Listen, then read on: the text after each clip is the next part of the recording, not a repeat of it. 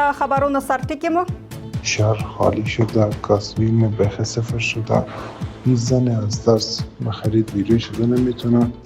هرات کې د پلان شوو اعتراضونو لغوه کېدل. سرچینې امو ته وایي ټاکل شوې وه چې د جمعې له لمانځه وروسته په هرات ښار کې د طالبانو په وړاندې د اعتراضونو دویم پړاو پیل شي، خو د طالبانو درانه پوځي حضور له امله خلکو سړکونو ته له وتلو ډډه وکړه.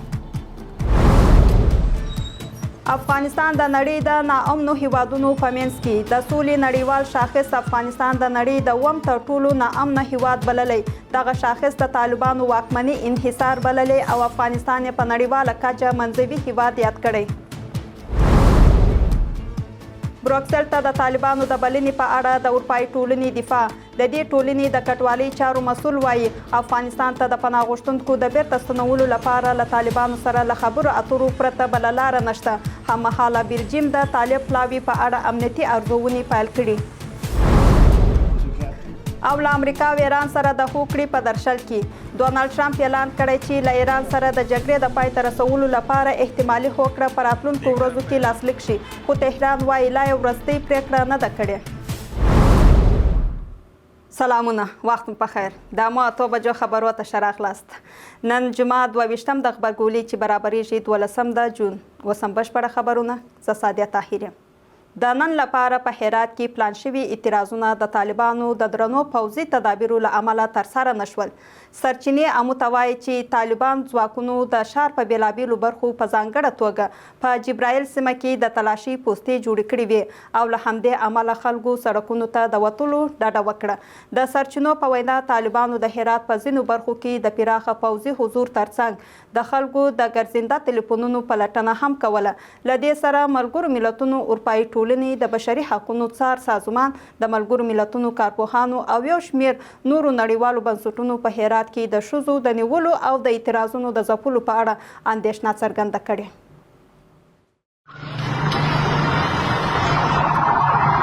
هرات د طالبانو د درنو پوځي تدابیرو تر سیوري لاندې.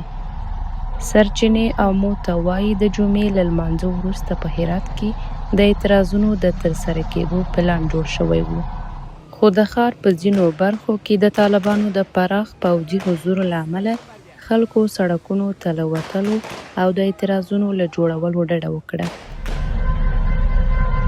د سرچینو په وینا طالب ځواکونو د ښار په ځینو برخو په ځانګړې توګه شیعه میشتو سیمو او جبرائیل کې خپل پوځي حضور او د تلاشي پوستې زیاتې کړې وې او حتی د خلکو ګرځنده ټلیفونونه یې هم کتل.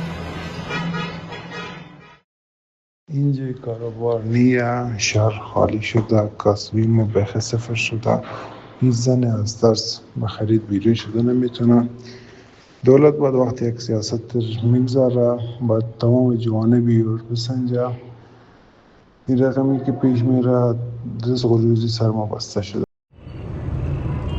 د هرات یو شمېر اوسېدونکي وایي چې د پخوا په پرتله په بازارونو او عامه ځایونو کې د ښځو حضور کم شوی او ځینې کورنۍ یې لامل د طالبانو له لوري د نیول کېدو یا چلند په اړه اندېښنه بولي. خانم ها ترس از بازداشت شدن یا سوال جواب کردن طالبا بیرون نمیشیم، خانواده ها نمیگذارن بیرون شیم، پاسخگو نیم، هیچ کسی به زن ها اهمیت نمیده، هیچ کسی پشتیبانی خانم ها نیست. ظلم و ستم روز به روز بیشتر میشه در هرات. زندگی ما تبدیل به جهنم شده. هرات د تېرې اونۍ د شنبې په ورځ د طالبانو له لوري د یو شمېر ښځو د نیول کېدو شاهد و چې لامل یې د هغوی د پوښښ ډول بلل شوی. دغه اقدام د هرات په جبرائیل سیمه کې د اعتراضونو لامل شو او اعتراضونه هم د طالبانو په ډزو سره وځپل شول. د ملګرو ملتونو کارپوهانو ویلي چې په دغو اعتراضونو کې 2 کسان چې یو ماشوم هم پکې شامل و وژل شوي او له 100 تنو ډیر ټپیان شوي. دوی همداراز د نیول شویو کسانو د خوشي کولو او د تاوتریخوالي پر سمدستي کمولو ټینګار کړی. اروپایي ټولنې هم د زور له حده زیات استعمال او د ښځو خپلسري نیول غندلي او د سوله ییز اعتراض د حق په ګډون یې د بشري حقونو د درناوي غوښتنه کړې ده. د بشري حقونو څار سازمان هم ویلي چې طالب ځواکونو د اعتراضونو پر مهال معترضین وهلي ټکولي او پر راټولو شویو خلکو یې ډزې کړي. یو شمېر سیاسي څیرو هم په غبرګون کې له نړیوالې ټولنې غوښتي چې د ځپلو پر وړاندې چوپه خوله پاتې نشي. په ورته مهال د ملګرو ملتونو د بشري حقونو ځانګړي راپور ورکوونکي ریچارډ بینټ ویلي که په هرات کې پلان شوی اعتراض نن ترسره کیږي، ټول لوري باید له احتیاط او زغم څخه کار واخلي. طالبانو تر دې وړاندې په هرات کې د ښځو نیول رد کړي، خو ځایي سرچینې وایي چې د جبرېل په سیمه کې د اعتراضونو له ځپلو وروسته د امنیتي ځواکونو حضور زیات شوی او د خلکو تګ راتګ په جدي توګه تر څار لاندې نیول شوی. د افغانستان لپاره د اروپایي ټولنې ځانګړی استازی لامو سره په یو ځانګړي مرکه کې وایي هغه څه چې د مهال په هرات کې روان دي ډیر جدي دي. ژیل بریټنس ټینګار کوي چې افغان ښځې باید د طالبانو له لوري د تاوتریخوالي او ځپونکي چلند سره مخ نشي. نوموړي د هرات د اعتراضونو ځپل پلکلکه غاندي. د اروپایي ټولنې ځانګړی استازی همداراز وایي چې په سیمه ییزه ټولنو او اقتصادي فعالیتونو کې د افغان ښځو حقونه د اروپایي ټولنې د تګلارې له حساسي محورونو څخه دي. دغه څه په اړه چې په هرات کې روان دي، موږ یوازې هماغه دریځ تکرارولی شو چې نړیوالې ټولنې نورو غړو هم وړاندې کړی دی. موږ باور لرو هغه څه چې دا مهال په هرات کې روان دي ډیر جدي دي.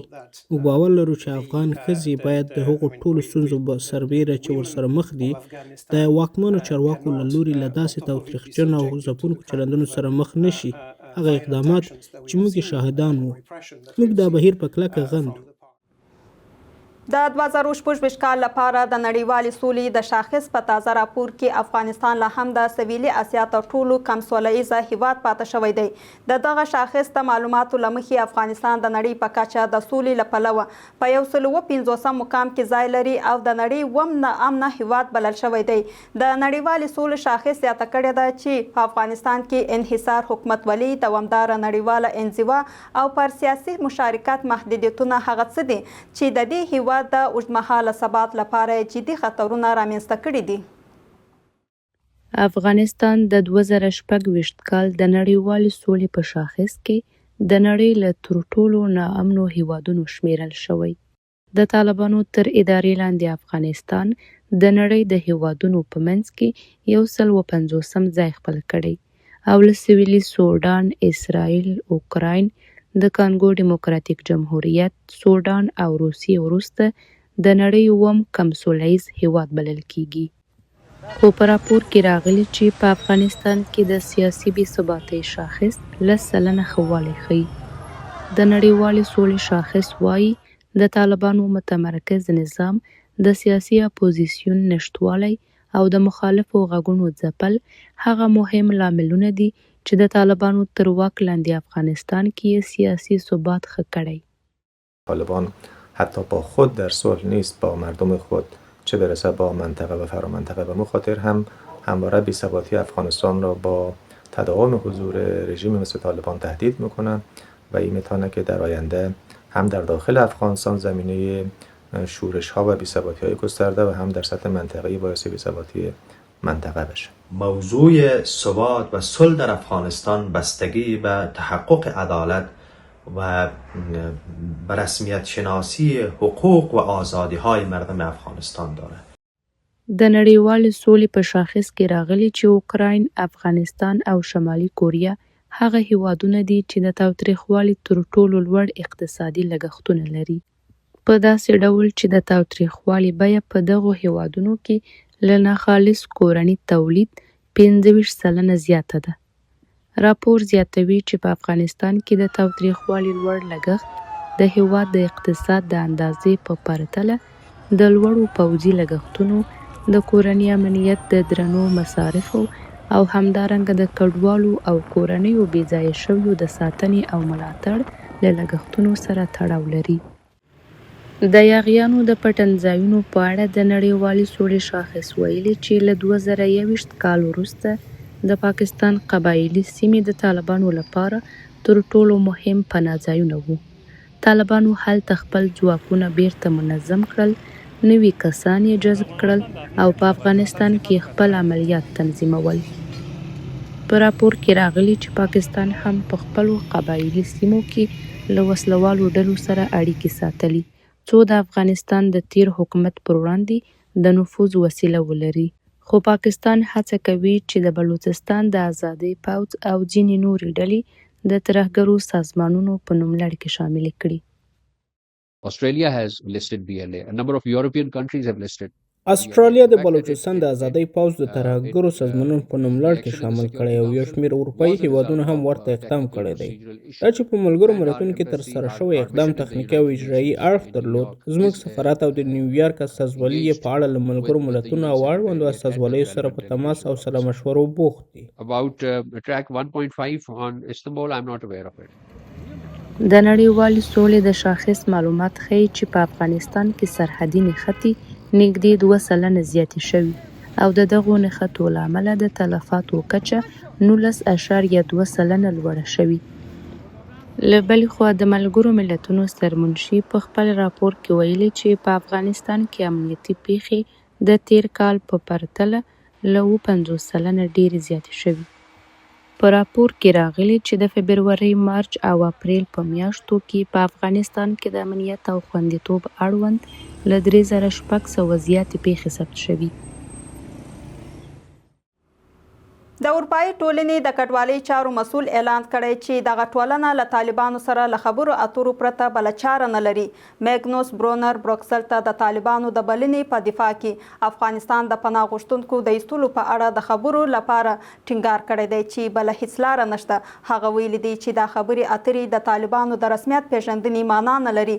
له بلې خوا د بلجیم د بهرنیو چارو وزارت ویلي دی چې بروکسل ته د سفر لپاره د ویزې د صادرولو په موخه یې د طالب پلاوي د غړو امنیتي ارزونې پیل کړي دي. اروپایي ټولنه په بروکسل کې افغانستان ته د پناه غوښتونکو د ایستلو په اړه له طالبانو سره د خبرو اترو درشل ته رسېدلي. د بلجیم پلازمینې ته د طالبانو بلنه له نیوکو سره هم مخ شوې، خو د اروپایي ټولنې د کډوالۍ چارو مسؤل د بروکسل د پلان شوې غونډې په دفاع کې خبریالانو ته ویلي چې دغه ټولنه د هغو پناه غوښتونکو د بیرته ستنولو لپاره چې د پناه غوښتنې غوښتنلیکونه یې رد شوي له طالبانو سره له خبرو اترو پرته بله هیڅ لاره نه لري. د اروپایي ټولنې د کډوالۍ چارو مسؤل ویلي چې د دې ټولنې یو شمېر غړي هېوادونه له طالبانو سره خبرو اترو ته لیوالتیا لري، خو هغه ټینګار کړی چې دا خبرې اترې به د طالبانو د رسمیت پیژندنې معنا ونه لري. له بلې خوا د بلجیم د بهرنیو چارو وزیر ویلي چې تر اوسه یې د طالبانو له لوري بروکسل ته د سفر لپاره د ویزې هیڅ غوښتنلیک نه دی ترلاسه کړی، خو هغه ټینګار کړی چې اروپایي کمیسیون د ویزې د صادرولو لپاره له دې هېواد سره د طالب پلاوي د غړو نوملړ شریک کړی دی. د بلجیم رسنیو د راپور پر بنسټ د دغه هېواد د بهرنیو چارو وزیر ویلي چې بروکسل د طالب پلاوي د غړو په اړه لومړنۍ امنیتي ارزونې هم پیل کړي دي. د بلجیم د بهرنیو چارو وزارت ویلي چې تمه کېده له طالبانو سره خبرې اترې د روانې میاشتې په ترڅ کې د بروکسل په اروپایي ټولنې مرکز کې ترسره شي، خو د طالب پلاوي د غړو لپاره د ویزې د صادرولو بهیر به څو اونۍ وخت ونیسي. له دې سره د بشري حقوقو فعالان وایي اروپایي ټولنه باید طالبان عادل نه کړي او له هغوی سره تعامل ونه کړي. همین حالا که اروپا از طالبان برای گفتگو دعوت می کند، در هرات و سراسر افغانستان طالبان حتی نفس کشیدن زنان را جرم‌انگاری کردند. ممنوعیت صدای زنان در اماکن عمومی، حبس خانگی مطلق پیامد همان مماشات است که جامعه جهانی پیش گرفته است. خیلی ها متاثر کننده است که پارلمان اروپا از گروه تروریستی دعوت به عمل آورده. همه شاهد واقعات اختطاف، تجاوز بر زنان در جاده ها هستیم.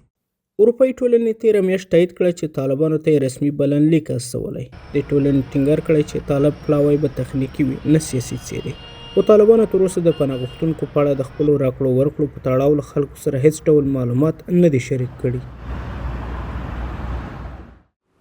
په کابل کې پر یو ډلې انجونو د موټر خېژول له پراخو غبرګونونو سره مخ شوې ده.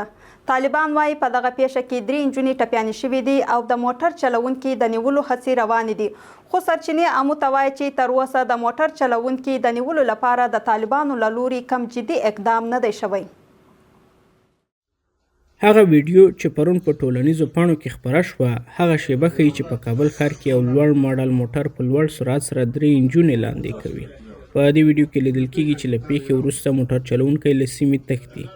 د کابل لپاره د طالبانو د امنیه قومندانۍ ویان خالد زدران ویلي چې په دې پیښه کې 3 نجونې ټپیانې شوي دي او د درملنې لپاره روغتون ته لیږدول شوي دي. هغه زیاته کړې چې د موټر چلوونکي د نیولو هڅې روانې دي. خو یو شمېر کابل ښاریان بیا د دا ډول پیښو له زیاتېدو او د ټولنیزې ناامنۍ له امله اندېښنه څرګندوي.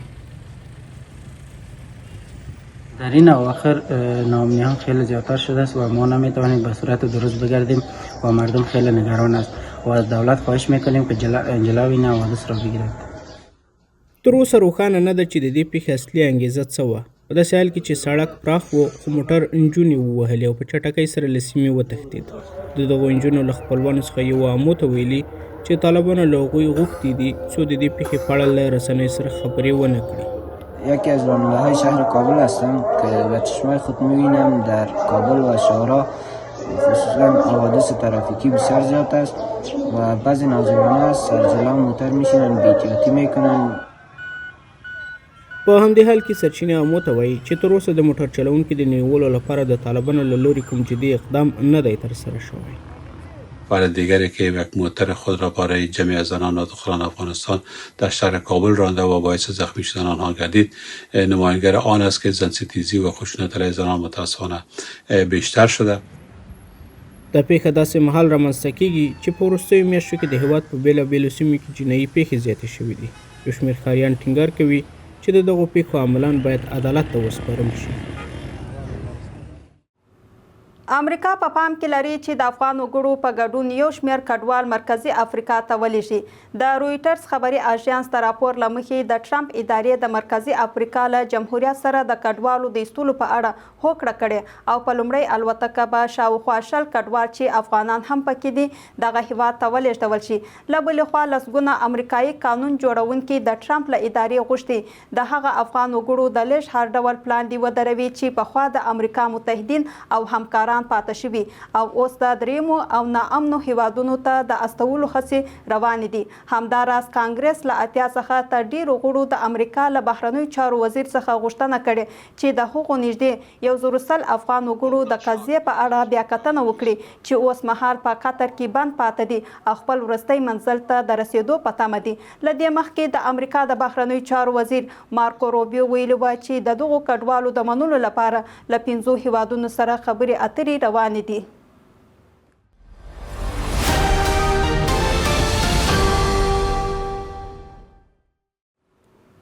اوس هم سالانډ اقتصادي خبرونه. د جون 12مه د ماشومانو د کار پر وړاندې د مبارزې له نړیوالې ورځې سره برابره ده. د کار نړیوال سازمان ویلي چې لا هم په ټوله نړۍ کې 138 میلیونه ماشومان په کار بوخت دي او له دې ډلې نږدې 450 میلیونه ماشومان په خطرناکو او زیان رسونکو کارونو بوخت دي. ملګرو ملتونو د ماشومانو د کار پر ضد د نړیوالې ورځې په مناسبت ویلي چې د دې سازمان اړوند بنسټونه په افغانستان کې د ماشومانو د کار د پای ته رسولو او د ماشومانو د زده کړو د تضمین لپاره ژمن دي. د دوغارون د آزاد سوداګریزې سیمې مشر وایي له افغانستان سره د ایران د سوداګرۍ کچه له 3 میلیارډ ډالر اوښتې ده او شاوخوا 80 سلنه د دوغارون له لارې ترسره کیږي. د ایران د صدا او سیمه خبري اژانس د دوغارون د ګمرک د چارواکو له خوا راپور ورکړی چې افغانستان ته د ایران د 3.2 میلیارډ ډالر صادراتو په بدل کې له افغانستان څخه ایران ته له 10 میلیونو ډالر کم واردات شوي دي. ایرانی چارواکو همدارنګه ویلي چې د تیر کال په ترڅ کې د دوغارون سیمې د ترانزیت ظرفیت له 3 میلیونه ټنو څخه 15 میلیونه ټنو ته لوړ شوی دی. قزاقستان د 2015 کال له سپتمبر میاشتې بیا د 2016 کال تر مې میاشتې پورې 12.2 میلیونه ټنه غله صادر کړې ده. د قزاقستان رسنیو د دغه هېواد د کرنې وزارت له قوله راپور ورکړی چې د قزاقستان د غلو د صادراتو تر ټولو لوی بازار افغانستان دی او په همدې موده کې افغانستان ته 2 میلیونه ټنه غله صادر شوې ده. د دې مخکې د افغانستان د سوداګرۍ او پانګونې خونې ویلي وو چې له پاکستان سره د لارو له تړل کېدو او په منځني ختیځ کې د کړکېچونو له زیاتېدو وروسته افغانستان د خپلو ډېرو وارداتو لپاره د منځنۍ اسیا لارې کاروي.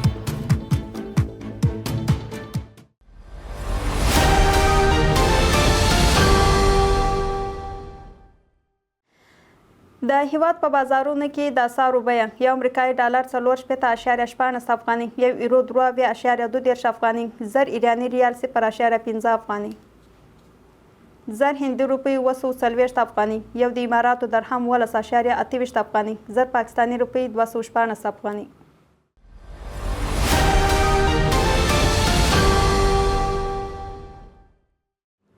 بهرني خبرونه. امریکا وایي چې له ایران سره د جګړې د پای ته رسولو احتمالي هوکړه په راتلونکو ورځو کې لاسلیک شي. د امریکا ولسمشر ډونالډ ټرمپ په دې اړه ویلي چې همداراز احتمالي هوکړه له امله د تېرې شپې پلان شوي بریدونه لغوه کړل او ښایي تهران او واشنګټن دغه تړون په اروپا کې لاسلیک کړي. خو تهران ټینګار کوي چې تر اوسه په دې اړه وروستۍ پریکړه نه ده شوې. د امریکا ولسمشر ډونالډ ټرمپ وایي له ایران سره د جګړې د پای ته رسولو یو هوکړه ښایي د همدې اونۍ تر پایه لاسلیک شي. هغه څرګندونې چې د جګړې له پیله تر ټولو مهم ډیپلوماټیک پرمختګ ته هیلې زیاتوي.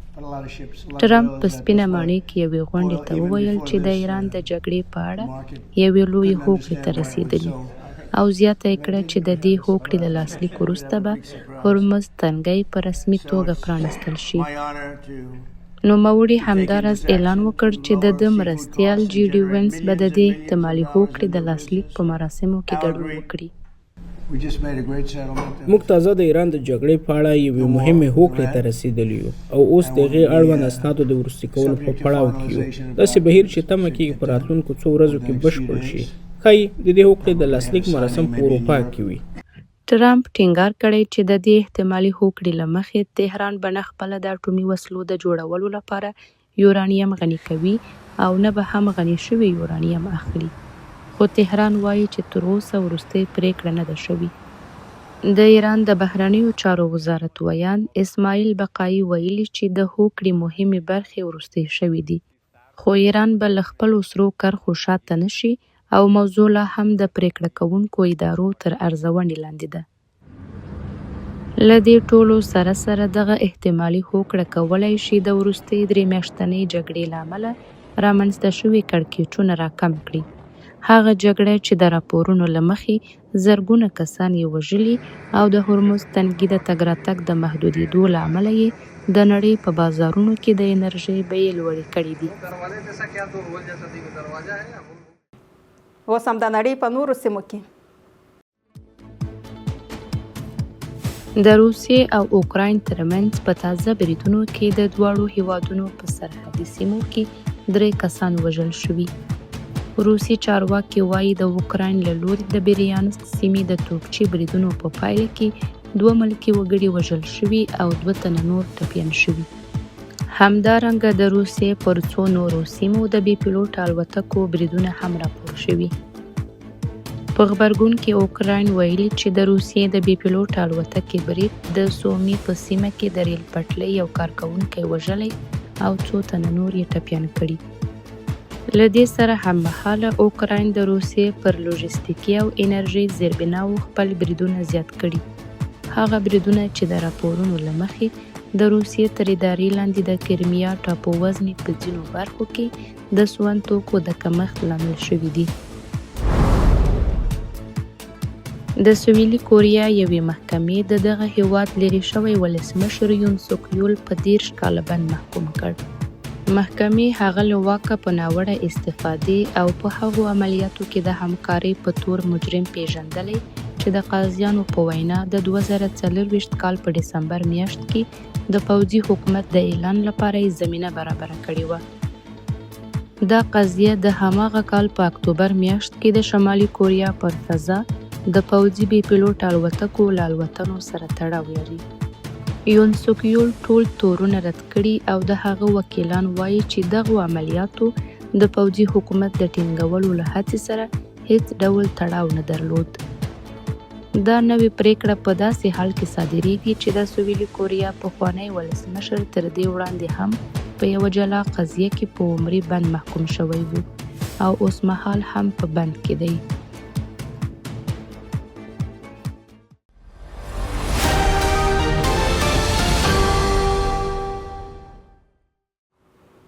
د لوبو نړۍ. د فوټبال نړیوال جام سیالیو په دوام کې د جمعې په ورځ د کاناډا او بوسنې او هریزګون لوبډلې د یو بل په وړاندې لوبیږي. دغه لوبه د کاناډا په ټورنټو ښار کې د ځایي وخت د شپې په 9 بجو ترسره کیږي. دا په داسې حال کې ده چې د تیرې ورځې لوبو په طرز کې میکسیکو 2-0 فایل سره سویلي افریقا ته ماته ورکړه او سویلي کوریا د 2-1 فایل سره چیک جمهوریت ته ماتې ورکړه. د 2026 کال د فوټبال نړیوال جام د پرانیستي مراسم د میکسیکو په ازتاک لوبغالي کې په شانداره توګه ترسره شول. شکیرا د برنابوی په ملتیا د دغو سیالیو رسمي سندره وړاندې کړه او دغه مراسم د ازتاک کلتور او د میکسیکو د دودیزه او معاصرې موسیقۍ له نندارو سره هم مل و. د افغانستان د اتلانو لیگ د غوراوي پړاو سیالیو په دوام کې د افغانستان په سویل ختیځ زون کې دوې لوبې ترسره شوې. په لومړۍ لوبه کې د ننګرهار کلب او شکست پکتیا لوبډلې د یو بل په وړاندې ولوبېدې او په دویمه لوبه کې د لغمان اردو او اریانا خوست لوبډلو ترمنځ ترسره شوه. دا په داسې حال کې ده چې د تیرې ورځې لوبو په طرز کې اریانا لوبډلې میدان وردګ ته د 9-0 فایل سره ماتې ورکړه او ننګرهار کلب د 4-2 فایل سره د لغمان اردو لوبډلې ته ماتې ورکړه. ګرانو لیدونکو دا اوس موږ د نن شپې خبرونه او اوس تاسو ته بلنه درکو ترڅو د امو تلویزیون د نورو خپرونکو لیدونکي پاتې شي. د کره او تازه خبرونو لپاره زموږ ویب سایټ امو TV ته ولاړ شئ او د امو په نوم زموږ ټولنیزې شبکې در سره وڅارئ. الله پامان.